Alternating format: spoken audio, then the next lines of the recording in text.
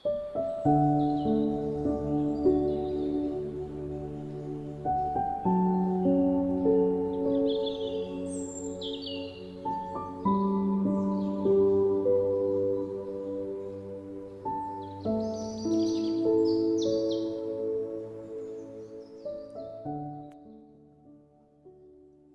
tu ngoi choi then som pasari na pasal tha za che wa chuan kalang ule naw zan lai har thoma khan in beng chingun hle ula tin mani chan lam mul theu chu an pan ta them maya kham sang pasal tha ho chuan eng tin tak lo dang ang mole soile akai hruai te chuan zolbuk lam chu pan ding ngalin zolbuk tuala mei pui an che la thi chia lo de wat chu helin zolbuk bo bel lam chu an pan ta thama tu ka chuan zoi sap hian soya zolbuk ka hian an riak vek don hau lova enge ruam han na te nem tin an zota soya chuan an ral tu mi khom sak vekila ti chuan eng ki ma ol samang phim khur ta ka kan che ta ngai ni kan thoma an har hlau chuan kan chan hian mai an chan po atlu khau lowang le tin bo bel lam chu apana a kol nam chu phoi chuak zalin bo bel chu an bo liam ngala midang ho po chuan soya chu ron zom ve ngalin kil tina chuan in ring takin an ding far hloma zolbu karal thuam ang chu an thir chuak ta ngau mai le an silai lak chu zolbuk tuala da khomin amuan han thun le te a chu da soya chuan zolbu ki hual ula kein me cher ka lo chi ka yange alo che chuak ma sa piang kha in lo thal mia don nia ti pain me cher chu a chi kai ngala chu da zolbuk chunga tui takari khau tlangwal chu en kuldan danin zolbuk kilama mu poi pasal tha ti riat ngoi chuan amitala hle maya an en chiang chu zoi sap hian do zarem nangini mo piral kai turin lo in ringang che ati sapa chuta anaw te ho chu an mit meya anin ring thep thop ta mo tia chuan tho to ru le kham sang tlang walin thoin hai lo mole tin ame cherken chu an lek sang dewa chuta kham sang tlang wal ho chu phak zetaron tho chuakin anon thu chuak ta sapa bo bel kianga pasal tha lo ding thup mai le an lam hoya silai ko mor lo hoi thup mai anan mu chuan angai na shelo zet hian an ka hau hloma chuta then khat churon au chuakin ral tin an tre teng tung maya chuta soya chuan lo khap watin au to su in nun na hlutak kha in la ui ve te ni ngai chuan thom beng cheng siam hau suang cheu hual be vek in ni toa bulthang zolbuk ditli far fem kha handep kaila naw teu tlan chu tum chu tho le ngai to lo turin lo ka pang cheu tin thu peta chuda kham sang lal tu pa zade nga churon trong chuakin in kuang lovin norani man rokeng lo telaka heting hian mo in che dona aron tibal bala chuda soya chuan nangkha zo na ka zo che ni lo chuan lo ngoi chip cham ro tin dozarem chu thip zetin an mela dozarem kanin ton le dan hi makitiem mu len khuwa nu naw te khan ipoi enge an soya mi pathin lung poi punange kham sang tlangwal ho kha dinglam sira hen om khom ro anti zui zata chuda kham sang lal tu pa chuan an mi khol poi samzial ho chu din hlien an ni nen hian eng buaina po nei ula an buaina chu kan buaina ni an ti chuan soyangai dana pelta so lal tu pa nia amal puya ikap don nia tin thla te chu an hril ru sapa chuta ani anu in tor ve nge ngai don ani chu ti pa ame cherken chu vom lu pain asilai chuan met puak ngal thor mai zong anaw te ho chuan an silai chuan on met puak ve ngal zot boka zolbuk chung chu na tur tre rin ron lu khat ngalin khám sang thằng vál lệ ăn mi khual te chu ăn tu zoi maya chuột lai ruang le rum zinga chuan do zarem po chu nun na nei to lo ti hria tak hian amuzang thal huang mai boka chuta zet chuan nun lut na hria mi pariat lai te chuan sang taka ban pharin an nun zu turin an dil ta tro ka chung zinga chuan poi samjil pakhat hi alo la om vereng chuni in chuta thate chuan rang takin pan hnaya ka chung te tan tin alu chu tan tap mok maya chu ti lai chuan kham sang zol bu ka silai ri hria nu nau thla phang mang ang lo tho chuak te chuan an sahim na zong in lal in tual an pan khom sap hloma chuta an lal tu pa zadenga chuan amal puya silai mulu na chu hu paran chung hian in la she khopang mole tin thate chu mel khaya thate la chuan ka du chuan ilubura khan ka kap theisin yu nau pa thu wang chawa imal puya kap ka nei kha thi du zok em ni ti le pan nayan rual ngala zadenga la chuan zam map lo hian idu le kalu hi la ta che pial ra la kanin ma chon le mayang chu tin room al hian lo mela chuda soilu e chu ron rol vatin atoke zolbu hi kan hal do na nun na hlut chuan tuna in chua san theyang an ti chuan ladam om chun te chuan an chua san phak hloma zade ngai ro chuan ke chu ka chuak lawang tin chana lo kho le tlat mai chu soya thini na tur talo a thisen jom pui po ni ma se anu pui le anu tha sak tu te khuwa an ni miau awangin a chunga zangai nalan tir du ta bik lawani buan thang hal nan ro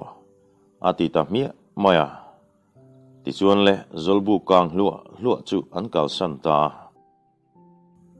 lalin lama ve thung chuan lalin tuala silai kenga ding kham sang pasal tha chuan kapa kha chu ro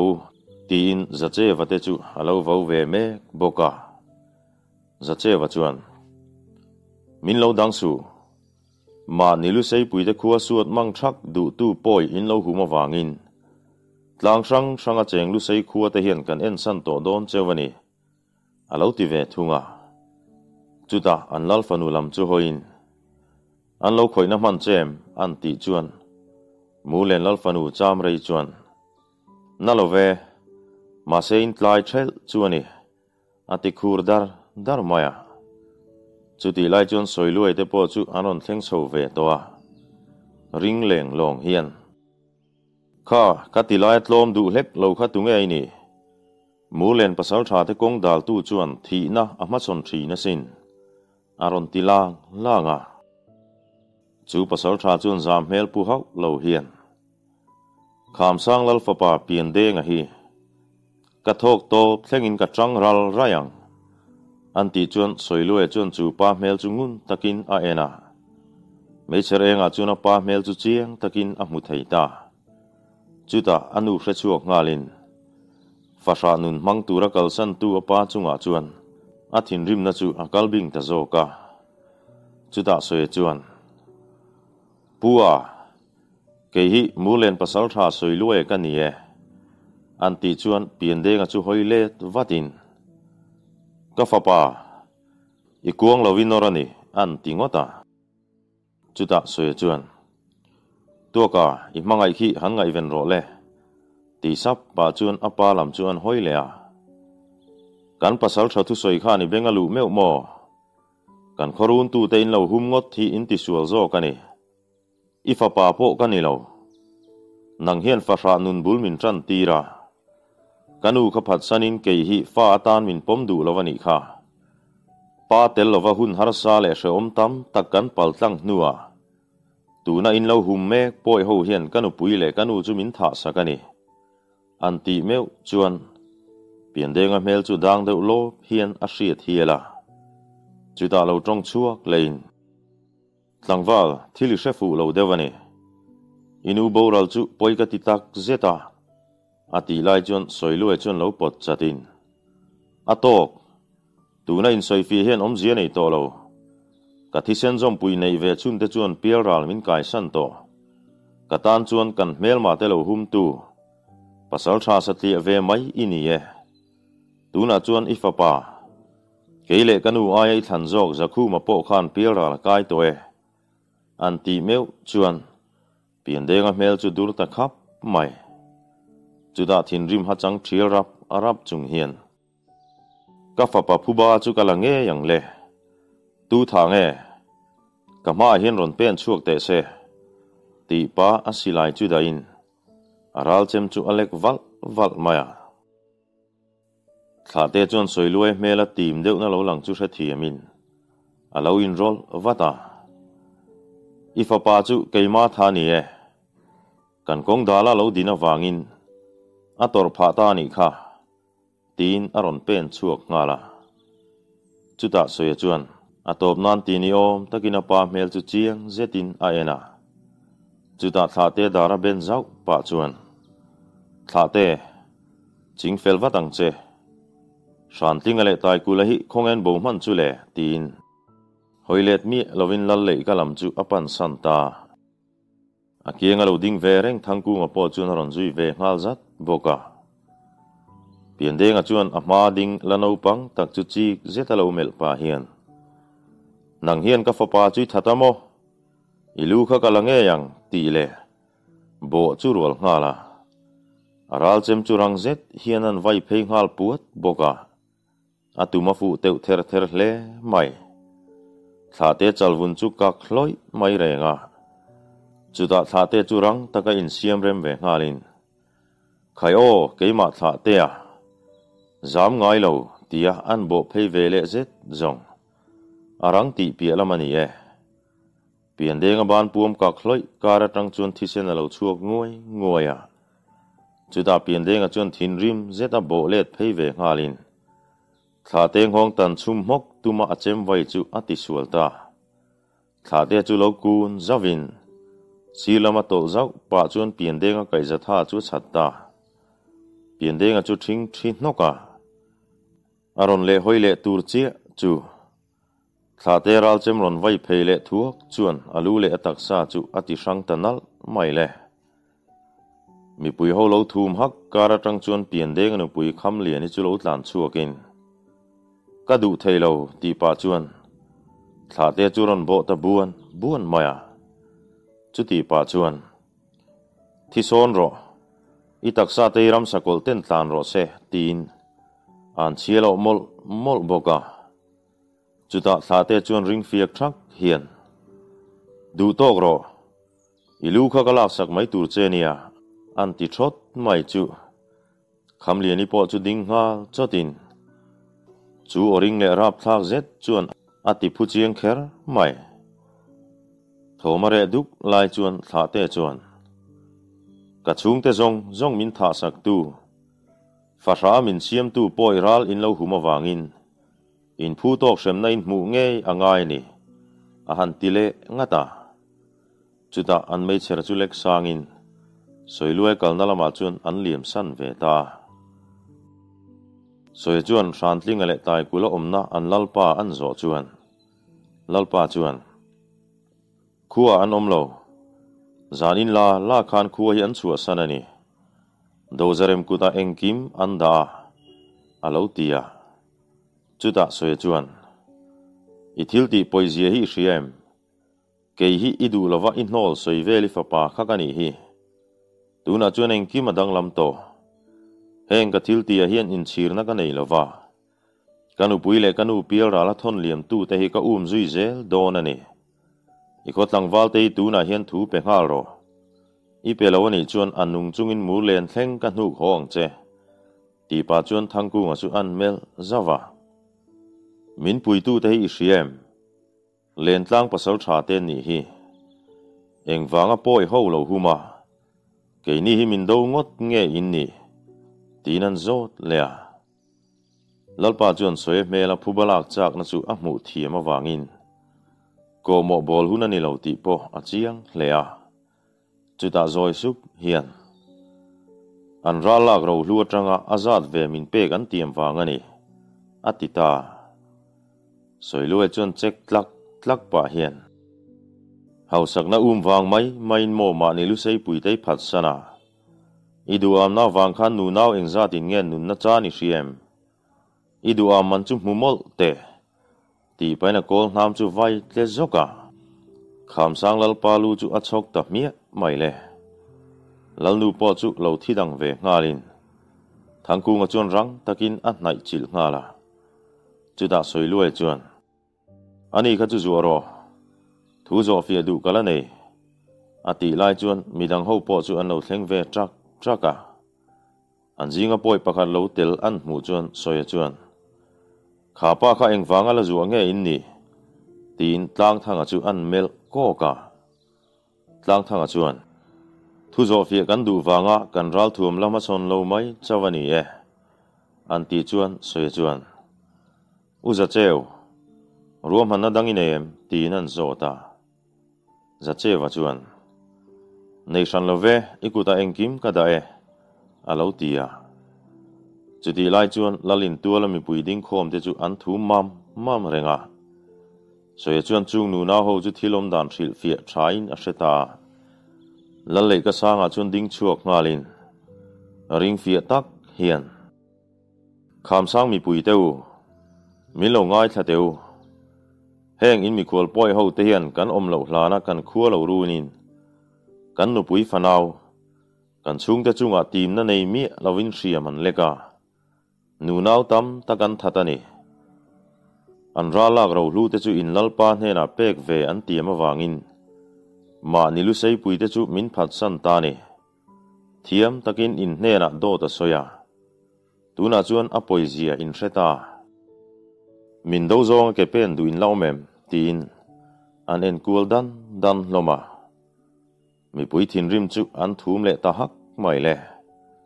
chutia an lalpa in ro thila i ta wanga mitam takin nun na an chan chu an ril ru nain an lalpa chunga chuan an thin ur hlom kher mai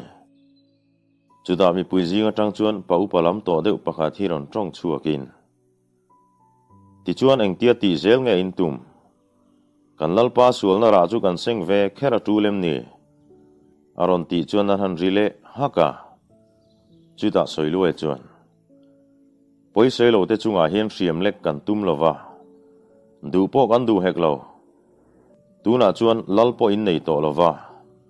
tikhan in lal turin thlang ve to mai don nia keni chuan zui tur kan la neya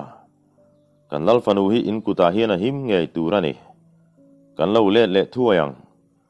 an ti chuan mi pui lama tang chuan ko mo bol tum mel anom talo an kalkonga an mamo tur chu in tina khon khomin tai kulate zui tur chuan an in bua saile ta chuti lai chuan lal fanu cham rei chuan tuaka phim khur takin o tin akutalo mer vonga tuaka po chuan kalau le thuayang lo damang che ti pain abula ding za che van hena chuan u cheo nang u ber chan changa khu hi lo op mai ta che kan lal fanu hi ahim lo hlau dange an ti chuan putar pakhat hi lo hnain cham rei hena chuan chemte lo hnai te mulen lal fanu mo inia email thale mai kati an ti te a chuta in lal fanu hi chu ka kuta daro kai na pha pui fanu nei hi ati ta ka chuan tu ka chuan kan lo me ti sap pa chuan lal fanu chu a en wanga chuta za che wa chuan abul kan tran to a to thlengin le tin mi sang wal som le pathum te chuan silai fung ni theu nen chuan tai kulaten hu chui turin azana zanin an chuak le ta an kalkonga chuan tha te chuan usoi lai ku ngate chung ko mel reng ka mu hok lo mai a an ti chuan soilu e chuan pem turan nia kalmasa an tang ti na ni chu alo ti ve maya chuta an mi man pan hena chuan soi chuan puwa kalmasa ho khain zangen ni an ti chuan chu pa chuan pasarian ni kapu khonga in kan nun himin zo ram ro ti na lo ngen ve nga zata thui fe an kal nu chuan za che wa chuan soya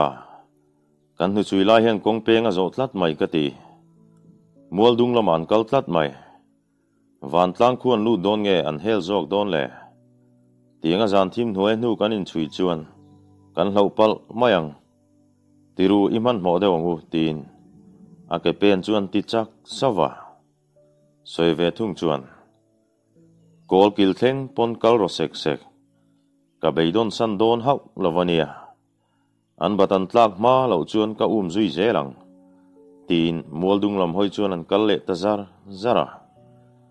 nakina chuan an hnu chui lai chu kor ruama chui lutin si kama zol zau nuam dewa chuan an mei che na hnu chu an hmuwa an mei che chu lo mit to ma se thate chuan vut chu ku chuan an dap da an hla to lo ve khovar turin thamin min nang don chi bok nen tia van vada mevin boruak chuan hip ko ka chuda rual than khu ma chuan kan nang ching man don tho thova I chol hlekang miang van tlang khu an lu ka ring lo tlang kama tanga ka lo hriat dan hi adikani ngai chuan van tlang pasal tha te nen hian anin ngai na lem lo ti thom ka hria ni an ti chuak phonga ri thanga po chuan nie ha dam hi kan momo ve a pong a puya kan basangam ngot chuan che sual ve thei tho kan ni chu ti ruale ro chuan kan zui hi an ring kher lo thei bokani a lo ti ve boka chuta tu ka chuan kan tu manga kan hlo tin chuan poisal hruai ho duin kan hruai ho nga adu lo chuan hruai ho kher po atu lovania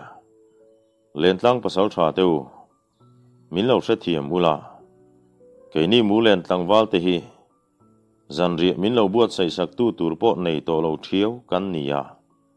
sal kan hruai chu min rem ti pui e mang chu mo an ti niam raya len tlang wal rol te po chuan an din mun chu hre thiamin an khongai hle nge ni ti chuan rei moi tok an thut khomon le nuwa tai kula te nu chuan chui le ta zara chum le wak zam chu kara chuan leilung po alang tran ta van tlang kho kong chu helin an nu chui chuan tlak lama pan le ta tlat mai le to ka chuan kan nang ching don nai tong phim khur takin o tin ma hruai ngala mual livel anin bang liam le tia chuan lungpui lian tak pani kara poi samziel alu chi lang thei chu an va muta chuda rual than khu ma chuan kei chaklama tangin o tin tul piklam chu apan ngala za che wa chuan eng tiam halak tur nge niang tin soya chuan bek bor sara soya chuan tu ma hun tha pek lo tur in malbeya po chau hle maila che sual thei kan ni ve thova amai ro chu nuam sataka thian phu lovani an malemo an dara emo ka kan tum don nia ti hian ka ve phei dona min lo ve ang cheu tu ka min zui la a thanglam hi kham cheng chetaka nia phim khurang cheu tin malaman pan nga zata ti chuan le an du tha la tan hunan an siam rem hnu chuan rual than khu ma chuan mihring om zat en tir nan aku jung tang pasari hi aron phor chuak da chudarang taka in sem dar ngalin an hual betta chuda soilu e chuan tu ma kha che to su ti pain lai ku ngate chu atin ngala lai ku ngan soe melan muzet chu akhur cheti ti ngal der mai le tai kula churon tong chuakin minon zui ni mo tin nelom na pakhat ma nelo chuan an en kul dana chuta soe chuan nangkha che tho tum reng suo ti pa chuan tai kulamal pui chu por tur khopinan ka pop mai zong tai kula chu tre thotin arak zui ta nok maya chuta le kil tina tang chuan silai ron puak zotin tua ka silai mui ro chuan lai ku nga chaldar taka an versia maya abula ding lai ku nga farnu thlaphang mangang chuan au tu tur chu koin alo tre chel chul mai boka thate po chuan an pasal tha pakhat shantlinga daru chu ka tli sak ve thungin ani po chu a hliam awanga rum ngul chung chuan abung buvu maya chuda soya chuan lai ku nga palam hoi chuan pulai thang milo phiaru reng ani mo ti pa hnai chil thutin pulai thanga pum chu kol nam hriam tak mai chuan an zai thler ta duai maya chuda pulai thanga chu thing ha robin a pum chu dom vata akut kara tanga thi sen thar lam tak lo chuak ngoi chu en chungin kati palani ati trial ruana leichara chun bok thlopin khovela chu santa chuda soye chun room zeta tai kula lam chu hoi pain hei hi kanu tan tin tai kula beka tak chuna kol nam phong rol pui mai chuan churi bur maya tai kula chu let topin lea chuna thalta huala tu ka chun rang takaron nai ve ngalin kha ka farnu tan o tin tai kula kapa tak chunan pet ngeng mai zong tai kula chu than fi min ron bol ngalin anatilu tuk chu loi ruam khok rui khop chunan tre ruaya anun chu lak sak jok mai turin adil chu ta zoka thate le bon thanga po an om mai big lo shantlinga chu an lo thaldun ve me ka chuta thasiama chuan lai ku nga farnu lai oki chu phi tho lopin ten om nu heng zong hinang ma wanga thleng ani hi ti pa chuna puan bi chuan phi thla sak mia maya chuta hemi mang hian em ni poi mong hang ho hi ilo thlem lung oya tin akap bora chun na zet mai hian an tham sak ngat mai chu za che wale midang ho chu an lo nui tat loma rual than ku mala chuan u cheu karin ai dain angam chu le tin alo nui ke hui boka chuda soilue chuan tai kula chu phi tho lopin nuam satakin kan thi tir don reng lo che ilu hi puma kan danga malcho ka peng che ilu hian bazar moi don lova phan pui kung la amoi hek lowang i hliam nen hian in khuwa min thlen puyanga saruakin in khuwa iloi lut bokang ati tamau mai le thate chun rantlinga chu lo phuar bet molin hei chu ka chan pual ti mia pa chuan lungpui si hian a lo rap bet ran maya tu ka po chuan zona in zo hun poni lo hemi hurnu hi engti han ti chi nge ni don an tia chuta soye chuan lai oki sama ke da or pa chuan in chung ku wanga mulen khuan an torna sa je hi ishrelovani poi soilo nunna tam takin nunna anchana sin tile among tama kol nam pheka hlap sakan rual zet chu lai oki chuan tre tua chung hian min ngai dam ro atti chul maya chuta bulthanga chuan usoi tlangwa langai to re ngem ti ka fi zetanga alo thiang lim lo ni chuan alu ka lamayang chu an ti chuan soilu e chuan chu zong I thu ni te se tin an kal san ta soilu e chuan tai kula kal thalei thelo chu en wangin ka thu ka su le ti pa chuan tai kula lu chu hek huam khopin an sat mai zong leya tlu nokin ake chuan lei char lai chu khong dotin piral konga zo ta chuta shantling alam chu hoi lein thate isal hian an khuwa min thlen zo me wangmo an tia thate chuan hei le chen kan ro thil I tin aron thleng thelo male kal thei tura be sei photang ake la tha adare ro hi chuan ngai o le to hau lowang le alo ti ve mai boka shantling chu adar hlim awang chuan khosi kin aron man tan ta za chewa chun room ala mel pa hian thu ka zo don chia thata kamin chan lo chu ni chan tur chui hriat ka ring tuna hian in kholam pan turin khokar konga zaning zat nge ri langai don tin ralkai thei chin tlangwal in khu eng zat nge lom tin an zota shantlinga chuan khur deuh dar chung hian muang chang lova kan kal chuan akara zan khat ria kan lam ba ka kan khuwa chuan ralkai chin mi thanem tak an la oma chuti role ro chuan pasal tha midang kai hruai tur an om to lo tin alo changa zachewa bok chuan ani le engwanga nu nau poisoi lo tam tak that kher nge in ni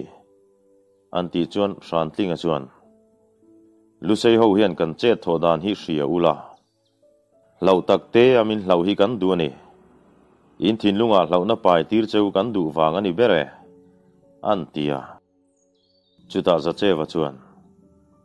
ani le heng in thil ti zong hi in lalpa hian a hriat pui cheuem anti chuan shantlinga chuan hriat pui mai pi lama amarem ru na vek zo kani tianga min ron zui ngam hi kan ring phalo shima khuwa hlotling takin kan lu tang tiaril ru kan lo siam fel line in lo lang ta thut sia engkim adang lam ta ni anti chuai raya chuda za chewa chuan chuti chu khongai in ralak thil hu ho chu in da tinan zot lea shantlinga chuan tai kula samhim chu ko zau pa hian ta son kan ralak thil hu chu om anti chuan soya chuan lo dap vatin tai kula samhima chuan thitam takhi an lo da treu maya chuta za chewa chuan hetiang thil mai i thian mon nun na tam takin suata keima nge hian in lal palu chu katan nge yang le ho kanei tur nei ang kha ei phot tengu kan chaw che zo do ne tin kham sang khuwa tanga ei tu le sarep an ken te chu phur takin an eya akara zanan an ri le meu chuan mual sei khodai mun him deuh lai chuan om mun an khur ta chuta soya chuan hei khuala ala eng thale maya meirim la han chua chi ni silo kele bulthanga hian kan sarep te hi kan thlang ruama kon kan juk thuk phu manga kuaru lu tuk chuan kan chaw che palange nangnin ol samzo ka khuwa kan lu dan tu lo ngai tu la kan reilo wang a han tia ti chuan an thlang ko ruam lam chu bulthanga nen chuan an pan ta soilue te ron le hu chuan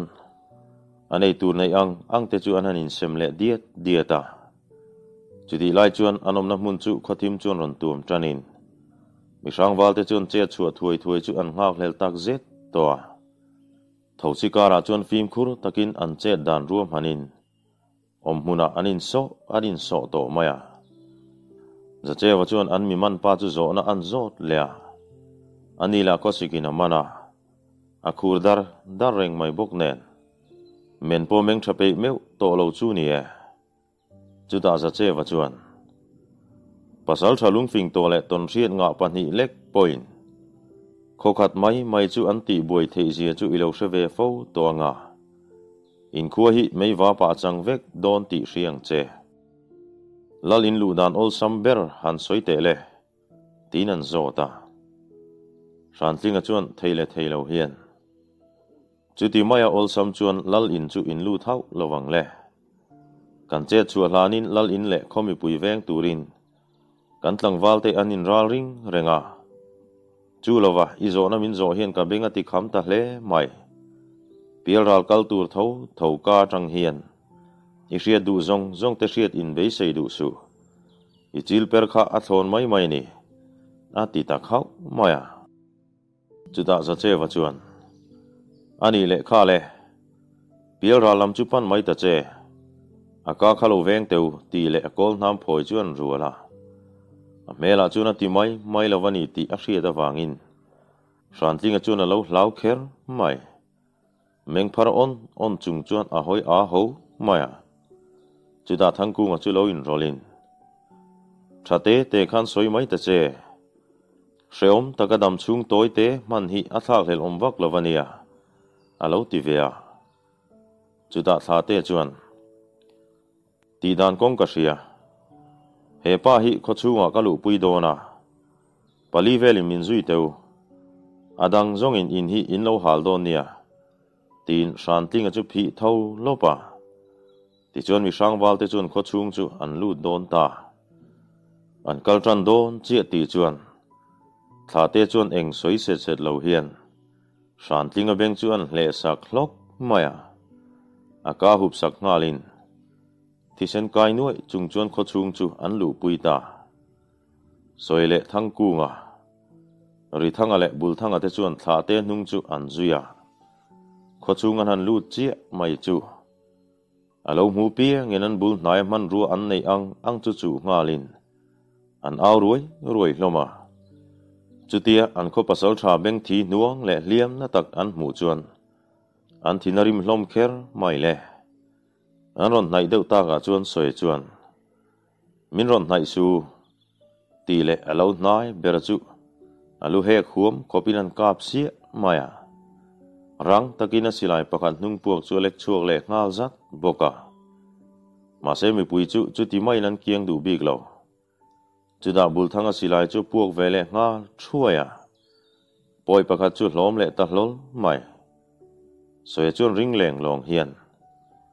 kiang mai ro hual be vekin ni to lulul chu su tin alo khap hloma chutia lau le poisak nei lo ni om taka lu sei pasal tha te an khuan on cheta mai chu an thinarim viau rualin aruk tak chuan an hlau devani chuti na kalain an nunglama tang chun nutling pakhat aw rol hian ina ka nge ral tin lalin lama chun ron tlan dora chuda soe chuna ma ron nai deuh tu chu tin chungin kiang ro tia soi zo chi chu thangkunga silai chu apuak le ta dur mai du lo pai ang thlor hian poi tlangwal pakhat soi pom chil tum tu chu a hlom le ta top maya chu di lai chun veng mong lama tang chun mei khu lo chuak tangun ngun boka chu ta zet chuan tu lai pung kho mi pui po chu an phili boi ta mani sahim na zongin an tlan dar ta sung mai le a then lal in lama tlan khomin a then in kang thel turin an tlan boka chuta veng mong lama tang chun silai puak dura in kang thel tura tlan thame then khat chuan hlom le nok mai boka za cheu te po chun ma son chho zelin a kha tokin silai met puak ul renga lalin tual anan thlen chho lai chuan mol sei zol buk chu akang tran hlua boka in lo kang chu in man kai zelin mei khu kara chun lungai rum ri le mangang aw thom te chuan khua chu aluat ne kher mai mol sei khua chu ti boi tu nei lawa muang thang an ni boka an thil ton mek chuan ati ham hain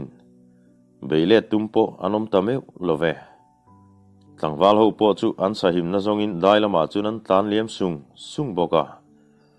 chuda za che wa chuan in tu rain sengani hi khonge in lal doi ze phi oma ti pa lalin kai lo nan rap chi chu lalin chunga tang chuan silai ron puak thuaya chu ti rual chuan za che wa po chu a hlom thlanok maya chu ve le tha te chu lalin chunga zuang lutin an lalpa silai mu so le mek chu awanang ching ta